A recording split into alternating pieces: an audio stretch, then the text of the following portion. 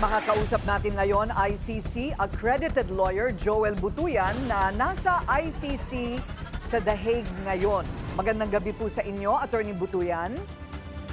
Magandang gabi, Corina, at sa lahat ng ating mga kababayan na nakikinig at nanonood ngayong gabi. Opo, pagpasensyahan po ninyo, siyempre dito po sa Pilipinas medyo distracted ang mga tao dahil nga sa tuloy-tuloy ang investigasyon tungkol po dito sa mga flood control project anomalies. Just to refresh our memories at para po malinaw, 3 counts of crimes against humanity. Ano po ang ibig sabihin nito? What constitutes it? What constitutes the 3 crimes laban po dito kay former President Rodrigo Duterte? Tama yan, Corina, 3 counts ng crime against humanity of murder yung sinasampa ng Office of the Prosecutor, no? At hinimay nila into 3, no?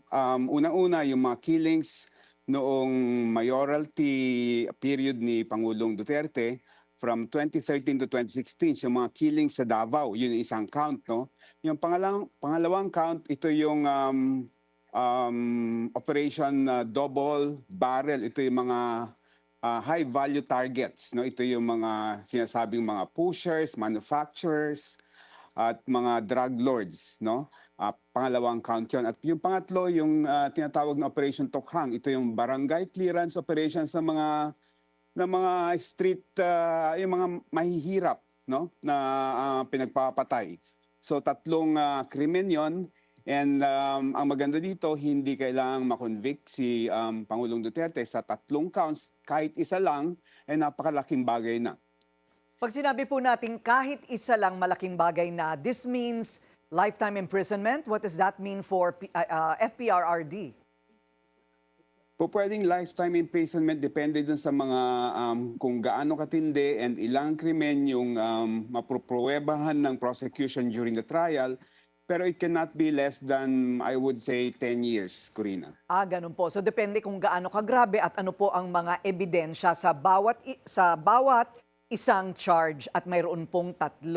Okay, nakita po ba ninyo yung ICC charge sheet? Pag sinabing marami daw redactions, ang ibig sabihin maraming in-erase? Ano po ang ibig sabihin nito? Nire-redact or sinisensor yung mga information na nakalagay sa document containing charges, Corina, for 2 purposes. Unang-una, para protektahan yung mga witnesses or yung mga victims, no, who would be identified and involved in the cases. Pangalawa, para hindi makompromiso yung ongoing investigation pa against co-perpetrators, no? So kaya ginagawang confidential yung certain information.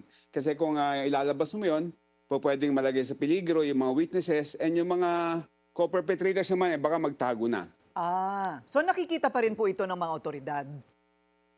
Nakikita 'yun ng prosecution sa defense, no? Dahil yung redacted na or yung censored na version ng charges ay yung para sa publiko lang. Pero yung mga parties, they have access to the unredacted versions of the charges. Pag sinabi po na 3 counts of crimes against humanity, ibig sabihin po there was enough evidence or there was enough cause or probable cause, kaya po 3 ang identified. Tama yun. No? Yun yung findings ng prosecutor. Although itong charges na to ay i-confirm pa ng pre-trial judges. Kumbaga, yung 3 charges, ito yung proposal ng prosecution, but they have to be confirmed by the pre-trial chamber bago mag-umpisa yung trial. I see. So ito po yung 3 na sa palagay nila kaya nilang ilaban. Okay. Tama yan. Kailan na po ba yung confirmation of charges? Kasi ito po yung naurong, no? Medyo matagal-tagal na rin po. Yung confirmation of charges hearing FPRRD, meron na po bang petsa? Wala pang nilalabas na petsa kung kailan sisimulan yung confirmation hearings, Corina, dahil I think ang nangyayari ngayon is inihear yung preliminary issues kagaya nung yung inihay ng defense na issue ng mental fitness ni Pangulong Duterte. I think magbabatuhan yan ng mga medical experts, no? And confidential yung hearing. So tingin ko nangyayari na ngayon yung issue na yan. Ang pangalawa, yung prayer ng defense ng interim release. Naglabas ang recent na lumabas sa ICC website ay humihingi ng komento yung ICC doon sa dalawang countries na sinasabi ng defense na willing na i-host si former President Duterte kung mabigyan siya ng interim release. I see. So what does that mean? House arrest, interim release is he's free? Siya po'y malaya na maglakad-lakad sa labas? I-lay down ng pre-trial chamber yung conditions ng interim release, Corina.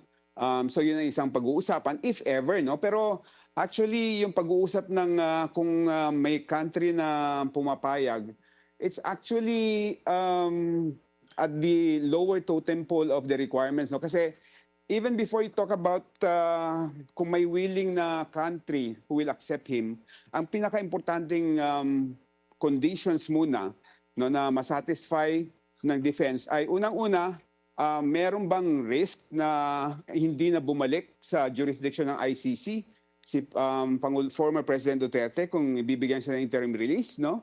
Pangalawa, will there be risk in the lives and the security of the witnesses and the victims kung palalabasin siya? Pangatlo, will there be risk na gagawin niya ulit yung mga krimen, no, na charge against him, no? So kailangan mo muna i-fulfill itong three conditions na to. Kailangan mo muna i-satisfy yung court na itong three conditions na to ay fulfilled bago pag-usapan yung issue ng meron bang country na willing na mag-host sa kanya. Ayun, so kumbaga medyo malabo at mahirap bago yan po maibigay sa kanya. Would you know which two countries these are, sir?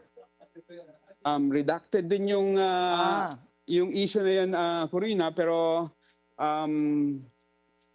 ang may history na pumapayag ng interim release ay yung Belgium, no? Tapos yung bansang Argentina, meron na ring indication na willing siya, no? Na generally willing siya to host yung mga accused in the ICC and who are granted interim relief, although subject to the conditions, the specific conditions that will be imposed by the ICC. I see. Okay, last question, sir. Do you think this is a delaying tactic? Kung sakali, how long is it possible that everybody has to wait dito po sa susunod na hakbang? Hindi natin matansya at as of this time kung gaano haba yung hearing tungkol sa mental fitness ni former President Duterte, Corina. Although may indication doon sa may order ng korte na kailangan ready ka agad yung parties sa confirmation hearing immediately after ma-determine ng korte yung issue ng mental fitness. So mukhang talagang gustong magmadali talaga yung korte na tapusin kaagad yung preliminary issues at talagang gusto nilang mag-confirmation hearing na kaagad. Maraming salamat po sa inyong oras, ICC accredited lawyer from The Hague, Joel Butuyan.